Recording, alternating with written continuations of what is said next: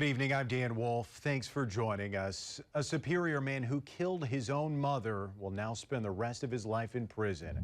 In December, a Douglas County jury found Robert Bennett guilty of first-degree intentional homicide for stabbing his mother to death in September of 2020.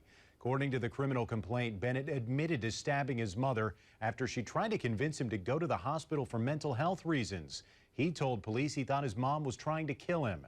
During his trial, the jury decided Bennett had a mental disease at the time of the stabbing, but it did not keep him from knowing his actions were wrong. That verdict convicted him of the murder. Then this afternoon, a judge handed Bennett a life sentence. New tonight, 5 members of the victim's family spoke at the sentencing. They said they lost 2 people that day, not just Cindy Bennett, a mother, grandmother, and nurse.